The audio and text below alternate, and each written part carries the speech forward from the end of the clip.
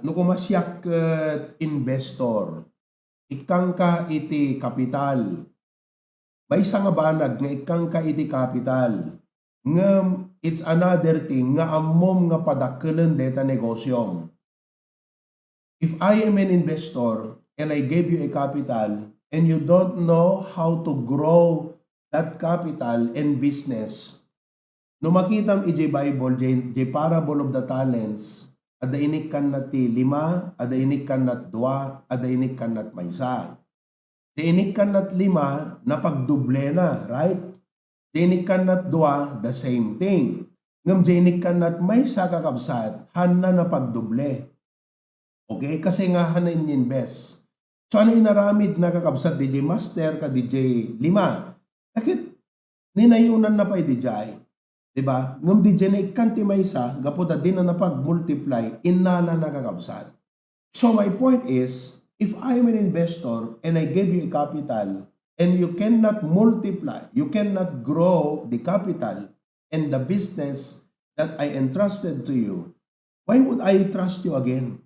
Diba? Baka bawiin ko na kakabsat. Kastamot ni Apo Diyos kada tayo, insalakan na tayo, kat inikan na tayo iti biyag, kan nagkaado nga parabor. It's one thing to acknowledge eternal life.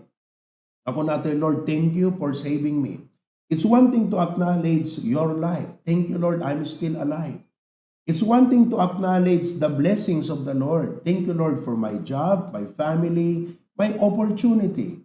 But you know what? God does not only want you to thank Him. That is number one. But He wants you to multiply what God gave you. Kaya't nang-grow ka kakabsat. Are you with me? Now, for all of these things to grow in your life, you must grow. I would like to address some negative thinking about growth.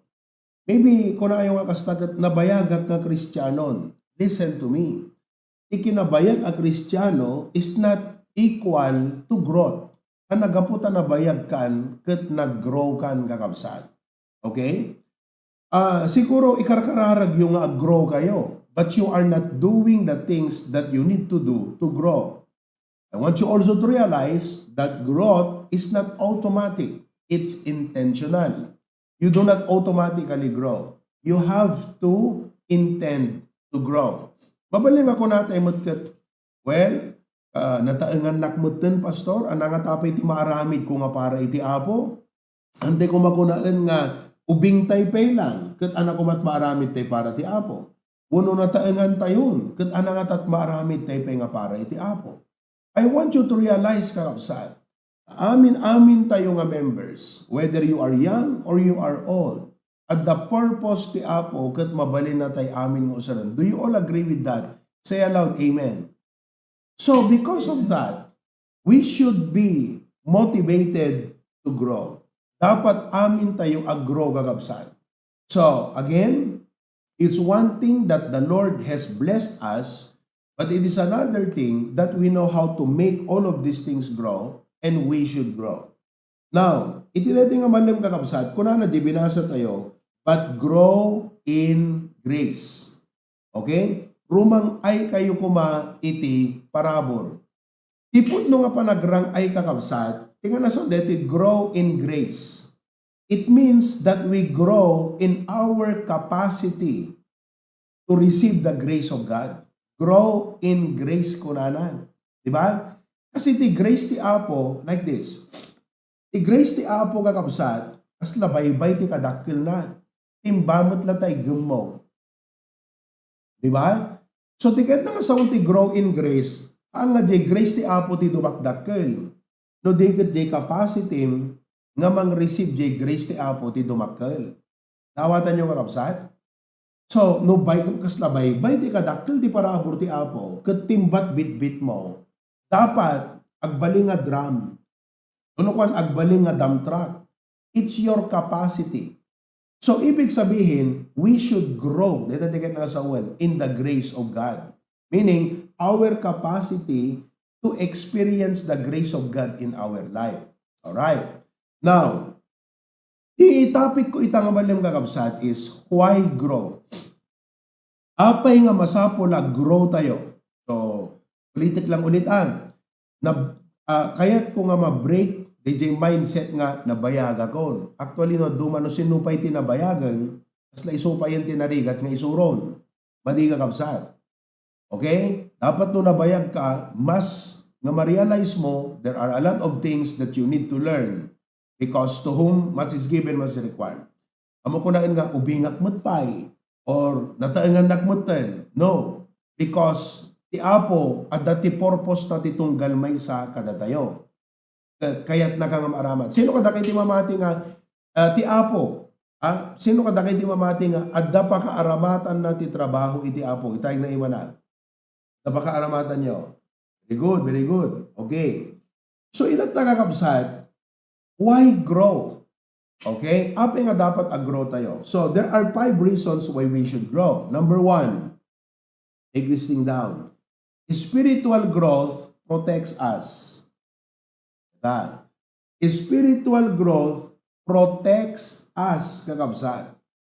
Ika na sa deta protect kakabsat kat kwa, panang salakni, buno panangiliklik, panangikanawa. Oo. No agi-grow ka ngamin kakabsat, mailiklik ka.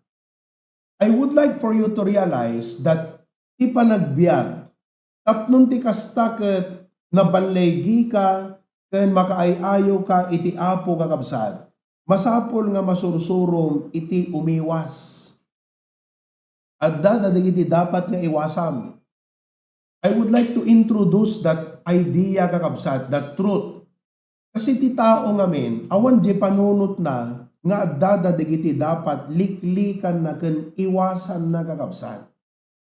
Let me ask you, do you practice the principle of pag-iwas? For example, detigat para kada kayo nga young men.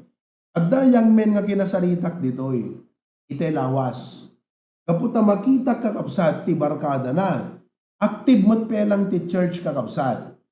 Ngam amuyo ngamin, han na mabalin nga agriro ti Biblia kakabsat. Kasi no sinot kadkadwam, isot mangimpluwensya ta panunot mo. Bad communication corrupts good manner kunana ta Biblia. Iso nga, I believe, nga numan pa ita kakabsat, that active iti church, ngam nohan na maalwadan kakabsat, inot nga maawan. Iso nga, agbalin to iso nga kaladig iti young people nga, agdagtang agpaiso nga nakatugaw, agdudumog, unohan na makapahanahan na sumsumrek ti adal king kuana, apay kakabsat, at nakunlaapan ng kadigiti na inlubungan. So kuna twinarni nga, parok kuna king kuana, makita very close ka kadigiti barkada, no deti lang ti warning nga itid kuging ka, diretson gang kuna king kuana. No hamon tumutlaeng mawin isuda iti church, ket awan goal mo nga agsilaw kadakwada, napipya nga iwasam ida. Masapol ngamin kakabsat, nga adayan ti sistema tayo, data prinsipyo ti panag-iwas. Panagliklik kakabsat. Once nga nasave kan, dapat ma-realize mo, at digiti dapat liklikam iti panagbiag. And you know, listen to me, when you are growing spiritually, adalang kanti sa uti Apo, at mapasamak kan, masursurom ti mangliklik, masursurom ti umiwasan. So, spiritual growth protects us. Awatan nyo kakabsat? Laglagi po nyo dito. The devil does not target the strong only. Ang nga di strong iti target ni Satanas kakabsat. Remember, diba? Sino target ni Satanas? He hunts for the weak. Kasla kumainat ta, makigimgimong ka, new Christian ka, young people ka. If you stay immature, if you don't grow in the knowledge of the Bible, siyempre weak ka no kuha kakabsat. Diba? Sikat kasarita ti Paul's teacher, di mo amot isungsungbat mo, di ka weak ka nga talaga. Alisto ka nga malila, kumbaga, di mo mapagdasig. So, ang mangyari sa'yo, ngayon, sikat ti target ni Satanas. He is after you. Kaya't mo nga ron itatanga sika iti target ni Satanas. Di ba?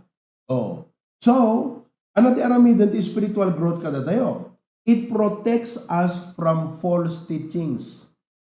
2 Peter chapter 2 verses 1 and 3.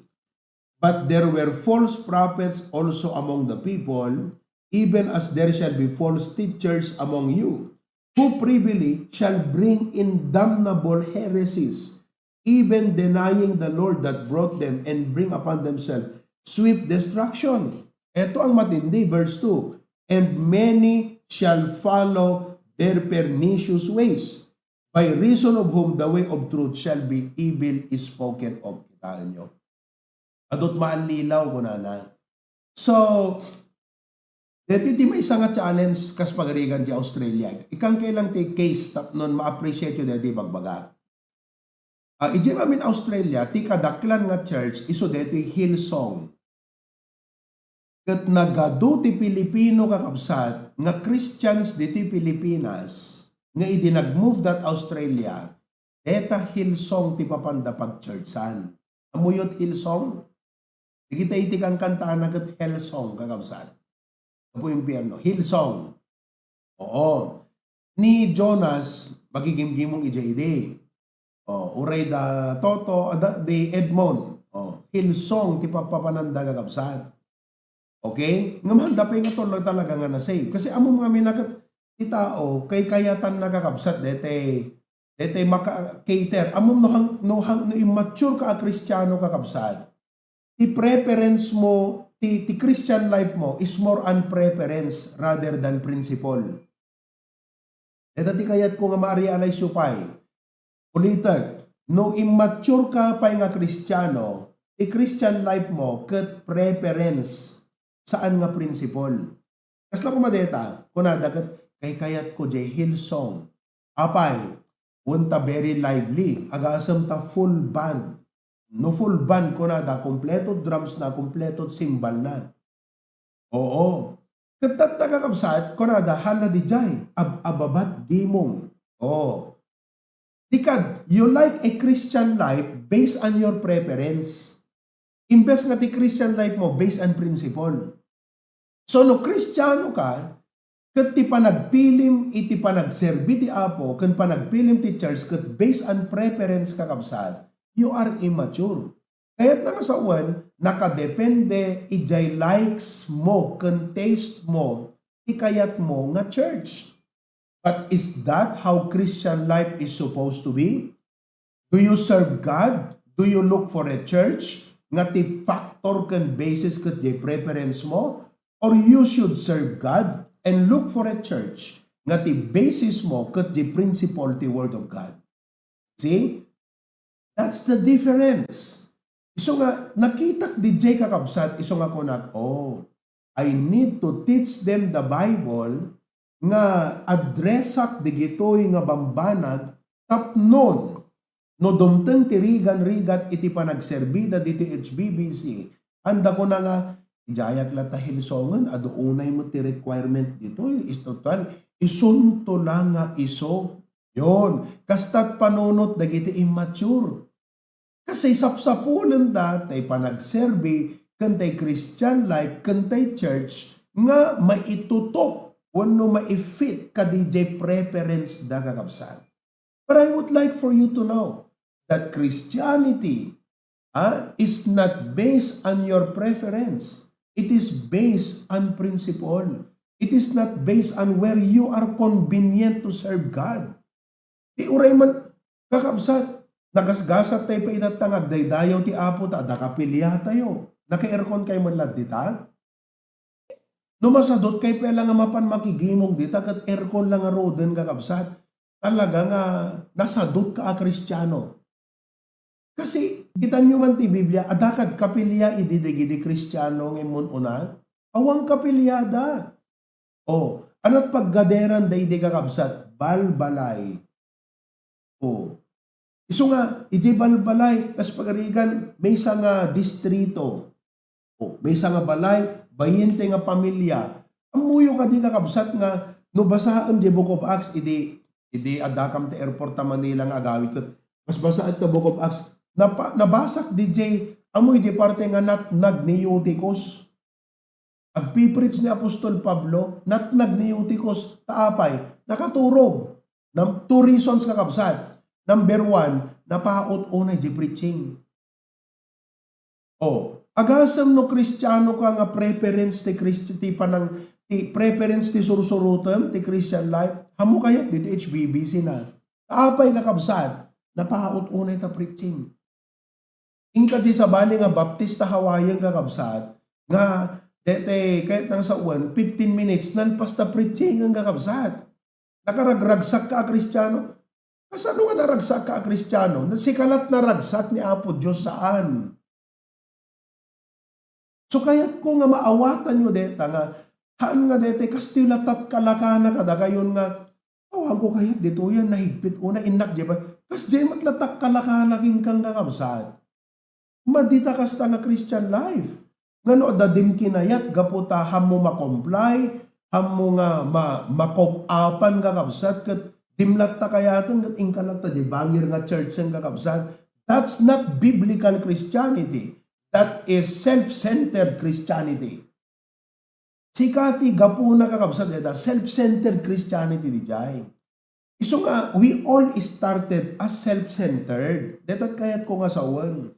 Nga masapol tayo ti agro, kasi no self-centered amin na miyembro church, awa mapasama, kuri sa nga pulot baptist dita way paho kan hanalulo, agsisindukat sukatlat miyembro every Sunday. Kasano pa nga agro di church kakabsat, no kastat amin na miyembro, agsisindukat sukat, kaputa immature kan self-centered. Di namat nga ag-abide, di namat nga agtalinaed, tapno agramot nga dumakkel ijay trabaho, di apo, di local church na, di kayat ko nga sawa. Awatan nyo kakabsat. Kat I hope nga dito yung truth can point it at ta, maawatan nyo, tapnon, kunayo kat, hanagayang biblical, ti palipat-lipat ti membership na, sinak ko na kami na biblical kakabsat, ti aglipat-lipat ti membership na mag. Nawatan nyo kakabsat? Kunanar na Bible, kat, be ye steadfast, unmovable, unmovable, ang kaumak-akar. Nawatan nyo? Ang nga dete, kung kontrolin da kayo kakabsat, no? I hope you don't feel being controlled nga, kano umakar ka po, tagugot ni Pastor Rubio. That you feel controlled if that is how you think. Dapat yung mindset mo ko na, maditikas to. Kasi no amin na Kristiyano magpaisumot na ya. No amin na miyembro, iti baptist, kat kasta nga no, da di na kayatan, mapandibangir. No daman di na kayatan, mapamandibangir.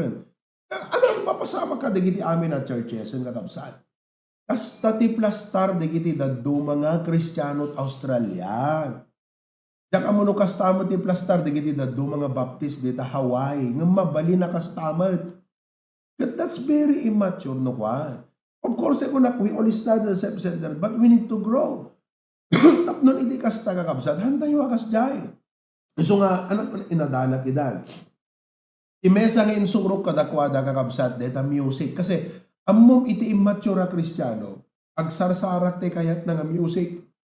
Kayat na dete, no agkandagat permi nga nakan alive forever mo. Sa papalakpak, tapos aglalagton, pulpuligos, di ba?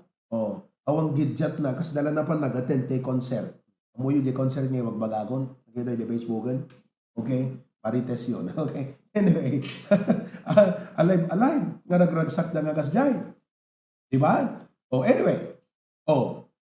Inagdresa kakabsat. Hindi ko, agsanudsod kanyak. Din ganon. Agsanudsod kanyak, DJ ko, DJ may isang member tayo. Kaputa, naggapo iso na ti digite Christian churches ijay. Kat idi pala dati Pilipinas drummer. Amo yung drummer kakabsat? Para bunad ti drum. Amen. Now, drummer. Iso ti drummer kakabsat ijay church. Kat among digite do mga relihiyon. Ti talaga nga pangala da iti bueno da nga ag-worship ti Apo. Anak ko nayo, drums. No napadasan na nakat-attend ti Pentecost. Ipangala dat buelo dang ag-worship ti Apo, drums. Once nga di drummer na pa nagtugawan, nagpiang-piang, kunanan. Papa mo di pastoran kunana, yes Lord. Let's feel the presence of the Lord. Alaga kakabsat. Awan pa'y nagpris ka sumsumgar ka. Kasano ko sumsumgar ka kakabsat kat piyang-piyang pela di jay. Pero nga, di ba? Si, naawatan niya di jay.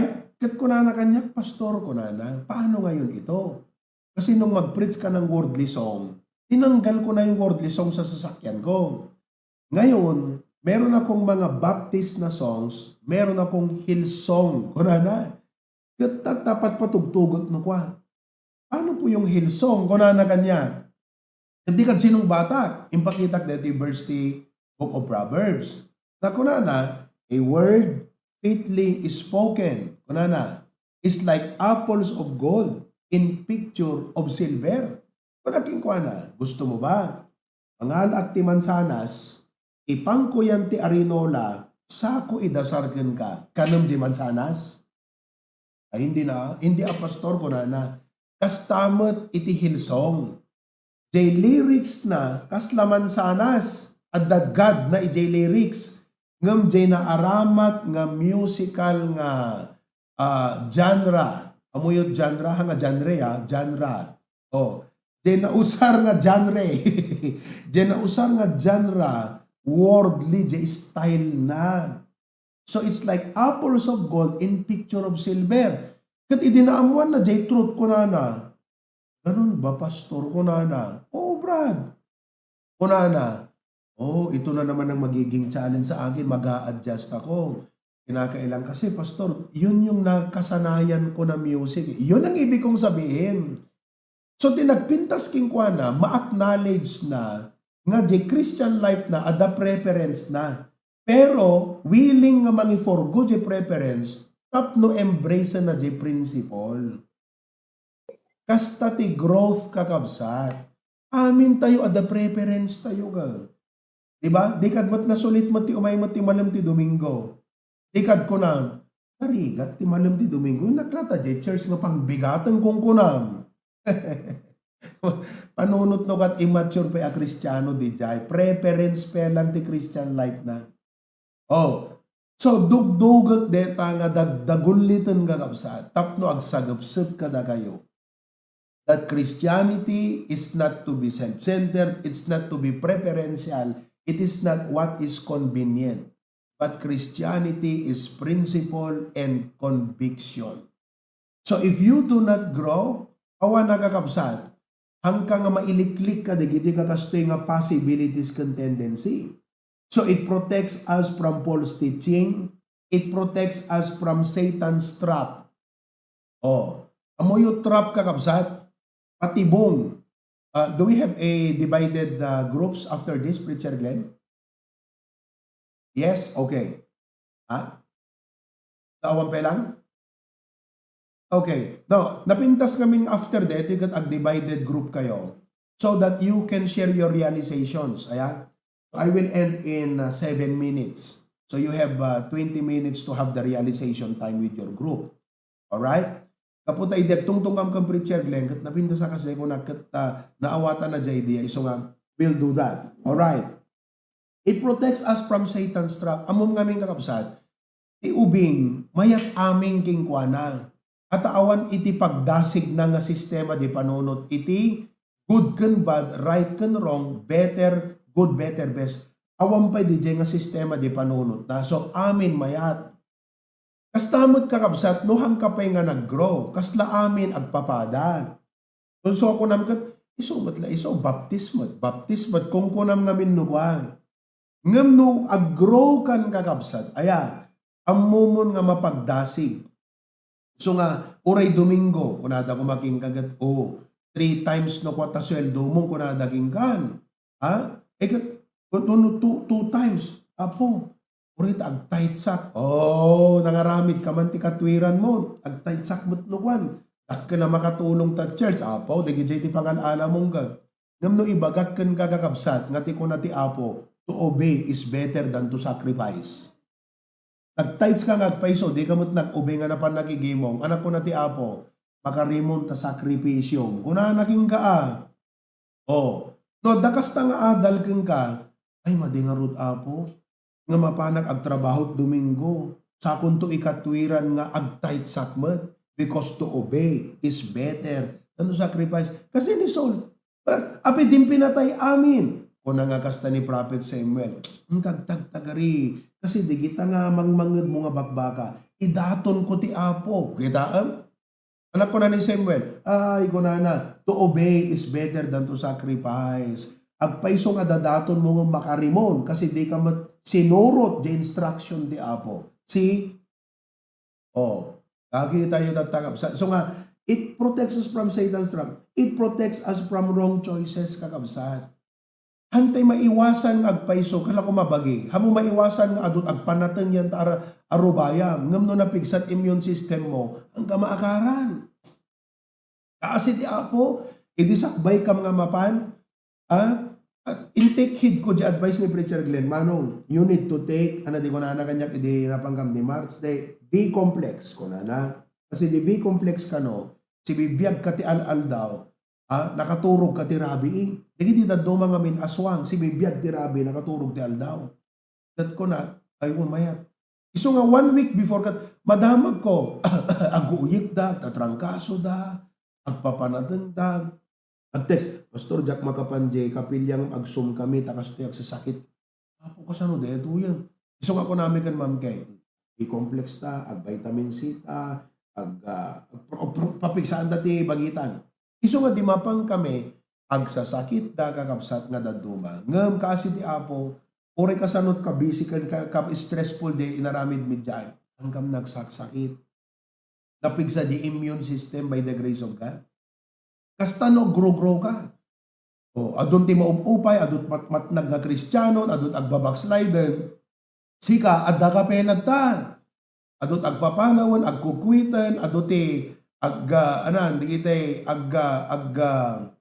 masansin mo pang panunot na, kada kubkubar di a Kristiyano. Sika, adda ka penad ta. Amen, tita Minda. Di tita Minda, napigsat immune system na. Apektado. Manipo didi aging gana ita kasla Bangko Sentral subok na matatag. Amen. Pambira. Tita Minda, Bangko Sentral ka ba? Bakit, Pastor? Subok na matatag. Okay. Spiritual growth protects us, mga kapatid. Number 2. Spiritual growth prepares us. Spiritual growth, kakabsat, isagana na ka. No, listen to me. No, imo na, you have to realize nga ti panagbiag, masapol nga da sistema nga umiwas. Amumti umiwas. Okay? Amumti umiwas. Dandanan nyo dapat iiwasan. Number 2, ti panagbiag tayo a Kristiyano, ket panagsagsagana. Blessing is only for the prepared. Blessing will only be enjoyed by the prepared.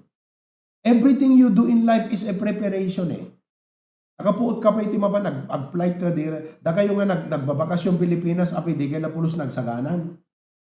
Doon man tong bigat ti flight mo, nagsagana ka lang tagal. Kaya Brother Reggie, ni Brother Reggie da. Pira, ag-flight ng kakabsat. Ag-flightan. So nga nakiktot kami amin, damo ni Brother Reggie. Diretso di flight dan. Agsagana ka, di ngamin kakabsat, you prepare.